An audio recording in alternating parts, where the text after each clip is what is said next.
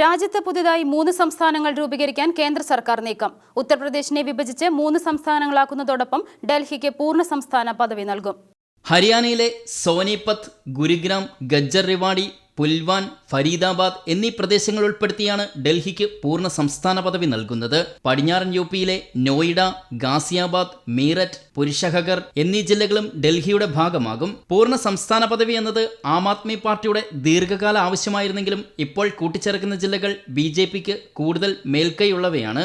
ഉത്തർപ്രദേശിലെ സഹൻപൂരിലെ 3 ജില്ലകൾ ഹരിയാനയ്ക്കൊപ്പം ചേർക്കും. മൊറാദാബാദിനെ ഉത്തരാഖണ്ഡിലും ലയിപ്പിക്കും. ഉത്തർപ്രദേശിനെ 3 സംസ്ഥാനങ്ങളായി വിഭജിക്കും. ഗോരഖ്പൂർ തലസ്ഥാനമായി പൂർവാഞ്ചൽ, ഭേവരിയ, കുശിനഗർ, മഹാരാജ്ഗഞ്ച്, അസംഗഡ്, ബലിയ ജില്ലകൾ ഇതിൽ ഉൾപ്പെടുത്തും. ഇതിനു പുറമെ അയോധ്യ, അമേഠി, വാരണസി തുടങ്ങി 23 ജില്ലകൾ സംസ്ഥാനത്തുണ്ടാകും. പ്രയാഗ്രാജ് ആസ്ഥാനമായി ബുന്ദേൽഖണ്ഡാണ് മറ്റൊരു സംസ്ഥാനം. ചിത്രകൂട്ട്, ഝാൻസി തുടങ്ങിയ ജില്ലകൾ ഉൾപ്പെടെ 17 ജില്ലകളുണ്ടാകും. ലക്നൌ തലസ്ഥാനമാക്കി ഉത്തർപ്രദേശ് നിലനിർത്തും. ആഗ്ര, ബറേലി ഏരിയകളിലെ 20 ജില്ലകൾ ഉത്തർപ്രദേശിൽ വരും. ഉത്തർപ്രദേശിനെ 4 സംസ്ഥാനങ്ങളാക്കണമെന്ന് മുൻപ് മായാവതി സർക്കാർ പ്രമേയം പാസാക്കിയിരുന്നു. താഴെത്തട്ടിൽ വികസനം എത്തണമെങ്കിൽ ചെറിയ സംസ്ഥാനം രൂപീകരിക്കണമെന്നാണ് BJP ഭാഷ്യം. എന്നാൽ BJPക്ക് മേൽക്കൈയുള്ള പ്രദേശങ്ങൾ മാത്രം ഉൾപ്പെടുത്തിയാണ് സംസ്ഥാന വിഭജനമെന്ന ആക്ഷേപം ഉയരുന്നുണ്ട്.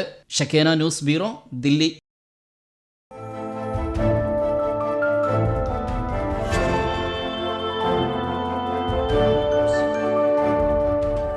ഷക്കേന ടെലിവിഷന്റെ വാർത്തകളും പ്രോഗ്രാമുകളും യൂട്യൂബിൽ കാണുന്നതിനായി ഈ ചാനൽ സബ്സ്ക്രൈബ് ചെയ്യുക. നിങ്ങളുടെ മൊബൈലിൽ തത്സമയം നോട്ടിഫിക്കേഷൻ ലഭിക്കുന്നതിന് ബെൽ ബട്ടണിൽ വിരലമർത്തുക.